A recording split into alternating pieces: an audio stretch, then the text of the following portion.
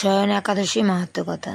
মহারাজ যুধিষ্ঠির বললেন, হে কৃষ্ণ, আষাঢ় মাসে শুক্লপক্ষের একাদশীর নাম কি, এর মহিমা কি, তা আমাকে কৃপা করে বলুন। শ্রীকৃষ্ণ বললেন, ব্রহ্মা এই একাদশী সম্পর্কে দেবর্ষি নারদকে যা বলেছিলেন, আমি সেই আশ্চর্যজনক কথা আপনাকে বলছি।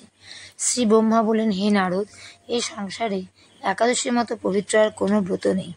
সকল পাপ বিনাশের জন্যই বিষ্ণু ব্রত পালন করা একান্ত আবশ্যক। যে ব্যক্তি এই প্রকার পবিত্র পাপনাশক এবং সকল অভীষ্টের প্রদাতা একাদশী ব্রত না করে, তাকে নরকগামী হতে হয়। আষাঢ়ে শুক্লপক্ষের এই একাদশী শয়নী নামে বিখ্যাত। শ্রী ভগবান ঋষিকেশের জন্য এই ব্রত পালন করতে হয়। এই ব্রতের সম্বন্ধে এক মঙ্গলময় পৌরাণিক কাহিনী আছে, আমি এখন তা বলছি। বহু বছর পূর্বে সূর্যবংশে মান্ধাতা নামে একজন রাজর্ষি ছিলেন।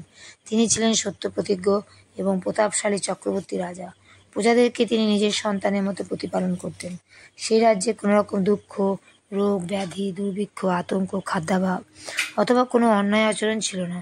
এইভাবে বহুদিন অতিবাহিত হলো, কিন্তু একসময় হঠাৎ দৈব দুর্বিপাকে ক্রমাগত 3 বছর সে রাজ্যে কোনো বৃষ্টি হয়নি। দুর্ভিক্ষের ফলে সেখানে দেবতাদের উদ্দেশ্যে দান মন্ত্রের সাহা, সদা ইত্যাদি শব্দ বন্ধ হয়ে গেল।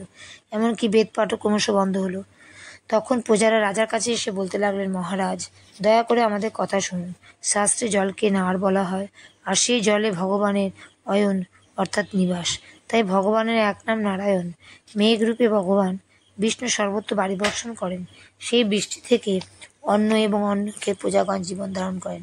এখন সেই অন্নের অভাবে প্রজারা ক্ষয়প্রাপ্ত হচ্ছে। অতএব হে মহারাজ, আপনি এমন কোনো উপায় অবলম্বন করুন যাতে আপনার রাজ্যের শান্তি এবং কল্যাণ সাধন হয়। রাজা মান্ধাতা বললেন, তোমরা ঠিকই বলেছ। অন্ন থেকে প্রজার উদ্ভব, অন্ন থেকেই প্রজার পালন।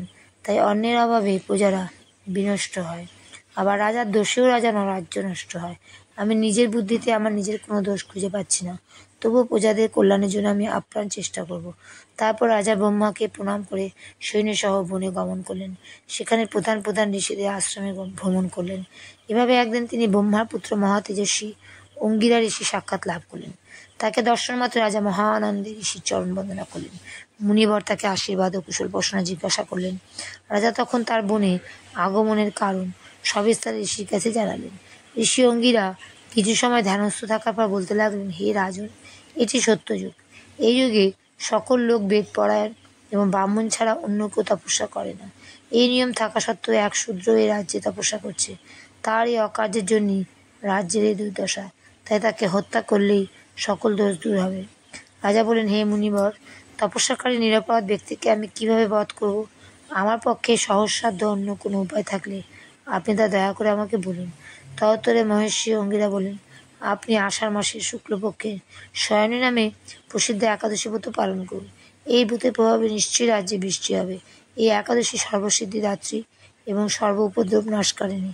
হে রাজন, প্রজা ও পরিবারবর্গ সহ আপনি এই ব্রত পালন করুন। মুনিবরের কথা শুনে রাজা নিজের প্রাসাদে ফিরে এলেন। আষাঢ় মাস উপস্থিত হলে রাজ্যের সকল প্রজা রাজার সাথে একাদশী ব্রতের অনুষ্ঠান করলেন। ব্রত প্রভাবে প্রচুর বৃষ্টিপাত হলো। কিছুকালের মধ্যে অন্নাভাব দূর হলো। ভগবান ঋষিকেশের কৃপায় প্রজাগণ সুখী হলো। এই কারণে সুখ ও মুক্তি প্রদানকারী উত্তম ব্রত পালন করা সকলেরই অবশ্য কর্তব্য। ভবিষ্যৎ পুরাণে যুধিষ্ঠির শ্রীকৃষ্ণ তথা নারদ ব্রহ্মা সংবাদরূপে একাদশী এই মাহাত্ম্য বর্ণিত হয়েছে। ইতি শয়ন একাদশী ব্রত মাহাত্ম্য সমাপ্তম। হরে কৃষ্ণ, রাধে রাধে।